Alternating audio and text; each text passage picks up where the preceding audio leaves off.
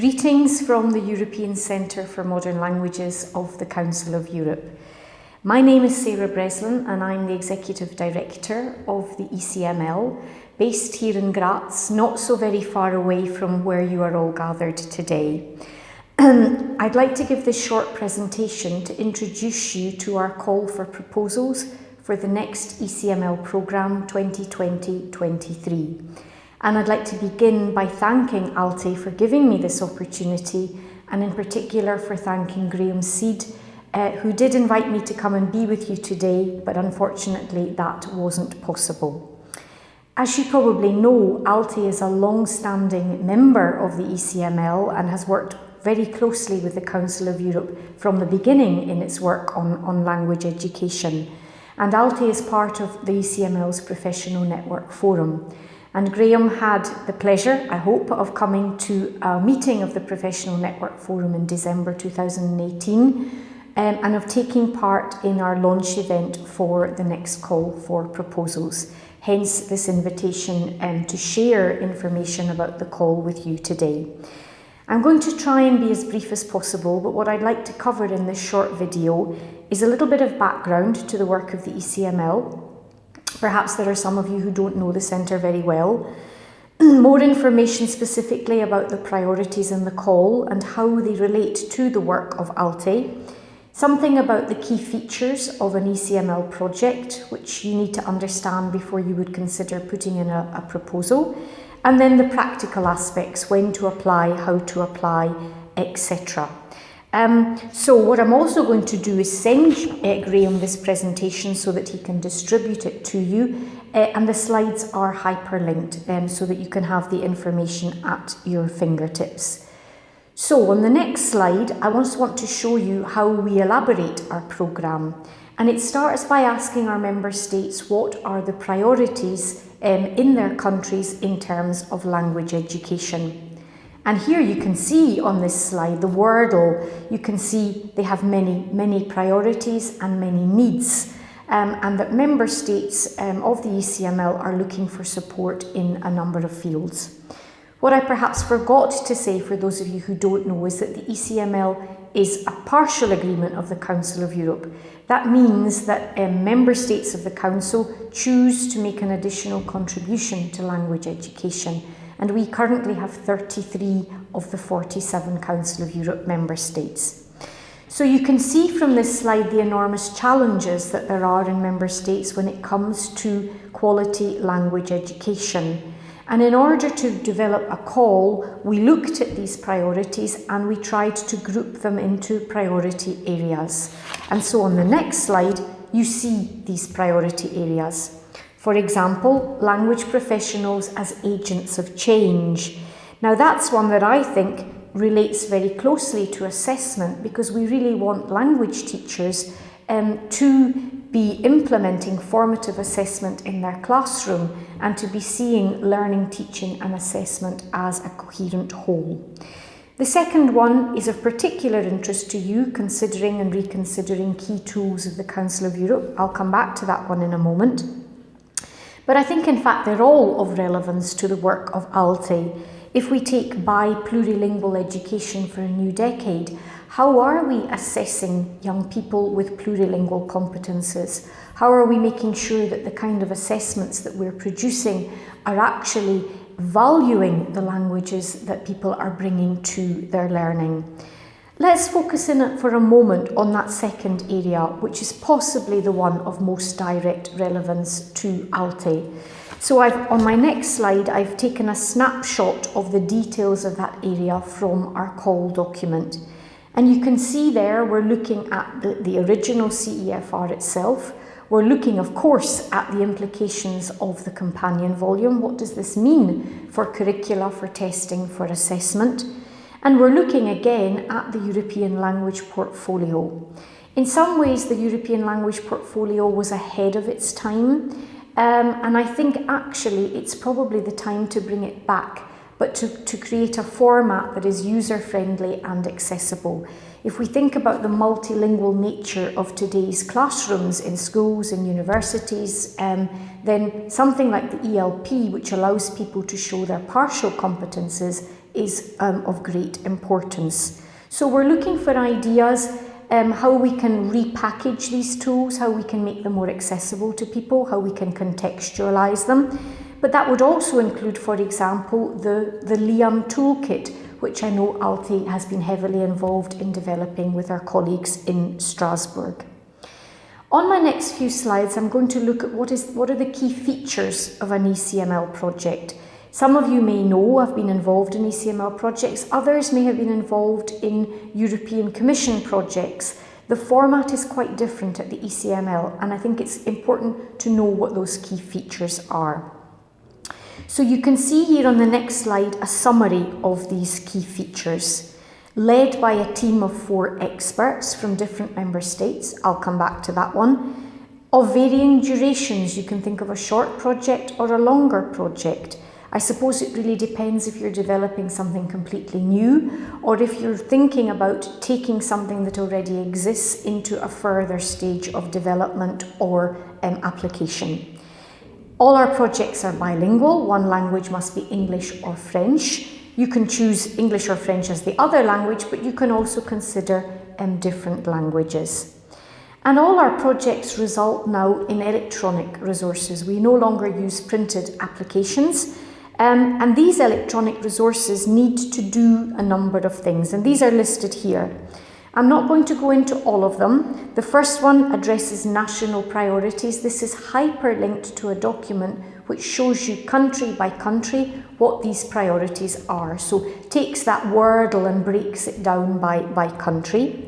Secondly, takes account of the Council of Europe's policies in general, its pillars, human rights, democracy and the rule of law, and in education more widely. And again, there's a hyperlink to the education department in Strasbourg and to its priorities. Possibilities for context-specific adaptation. When you produce something at supranational level, you need to make sure that it lends itself to adaptation and contextualization. And of course, we don't want to be focusing in on the specifics of one particular language in the same way that the CEFR is applicable to different languages. But let's look more closely at the ones in bold, because I think these are of particular importance to you when considering putting in a project proposal. So, on this next slide, you see more detail about what it means to be in an ECML team. We talk about experts. What does the word expert mean? Well, it means researchers, it means teacher educators, it means inspectors, it means anyone involved in supporting the professional development of language professionals. It means classroom teachers. So it's a very broad definition of the word expert. And it's also in that sense of multiplier, someone who really has a link with the field, someone who has good networks, someone who has the opportunity to disseminate their outputs more widely so that they don't just remain on a website. You can see here the different roles. The coordinator is obviously a particularly important role. And the other roles, we have a web correspondent, we have a second language documentalist, and we have a communications person. But what we really want is for these tasks to be shared amongst the 4 team members. And this is important to stress because we're not looking, for example, when it comes to web, for someone who's got highly developed competences in web development. This is not required. That support will be provided by the ECML. So coordination is key, and then you need to think about, would you be submitting as a coordinator or simply as a team member? And I'll come back to that in a moment. But what about this thing about is significantly enhanced by international cooperation? On this slide, you now see what we mean by that. And this is really about taking advantage of the specific formats of ECML projects. It's not just 4 people getting together, coming up with an idea and a work plan and then delivering that work plan, because what you really need to do is to share those ideas with experts in the field from all of the ECML's member states. And you do this through the project workshop. It's an opportunity to have people contribute to the development of the project, have people give some critical feedback, and people tell you about their specific context so that you can ensure appropriate contextualization. There's also a network meeting, and that's where you draw together people who really want to become more actively involved in the project, perhaps by piloting something for you, perhaps by contributing with a little bit of background research. And you can also then do this by having associate partners in your project. And these people then support you, they give you institutional support. Unfortunately, we cannot fund their direct involvement, but they're there as a kind of sounding board in the background. And all of these formats are there to ensure relevance and the possibility of adaptability and contextualization. So as experts, you need to be willing to negotiate your ideas. You need to be open to constructive feedback and criticism from the ECML Secretariat, from our programme consultants, and from our member states, so that the product that you produce in the end really has shared ownership and belongs to all of the member states involved in the project. And what about then, what do we mean when we say builds on previous Council of Europe resources in the field? On this next slide, I'm showing you the ECML thematic areas. Now, if you're thinking about putting in a project proposal or as a team member, you really need to look at what's already been produced in that particular area. And the thematic areas would be where I would recommend that you start. In here, you don't need to know the names of projects or when they ran, but you see all of the resources that the ECML has produced over the years. You also see all of the related resources from Strasbourg. So in one place, you can get an overview of everything that's gone before. Because obviously what we can't be doing is reinventing the wheel, but we maybe want to look at what's gone before to think about repackaging it or making it more user-friendly or bringing together elements of different previous resources. So this is the place to start when thinking about how to build on what has gone before. What about help from the ECML? Well, you're not left on your own at all when you're working on an ECML project. I've listed here on the slide the ways in which we create an environment which will allow your project to flourish. I've also been very honest in telling you that I'm afraid there's not much money involved. But there is a small token to thank you for your contribution, and this is on a yearly basis split between the 4 team members. But all of the rest is done for you: the financial management of the project, the arrangements for the workshops, all the travelling arrangements that are involved, the production of the final electronic output. So all of this is there for you, and if you want, for example, you can use some of the project funds to have a fellowship. Someone come and work at the ECML for 3 months dedicated to your project. And of course, there is the important idea that beyond the project, it could become part of the ECML's training and consultancy offer, where the outputs of previous projects are then taken into member states and adapted to meet the needs on the ground.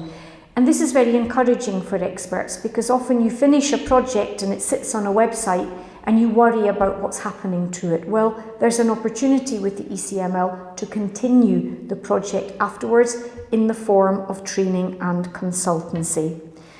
So I'm hoping that, having heard a little bit more about how our projects work, you might be tempted to get involved.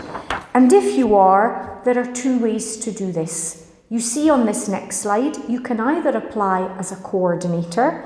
That means you really have a project idea in mind, not a fully developed idea, because remember, we need to open the door to thoughts from other experts in our member states.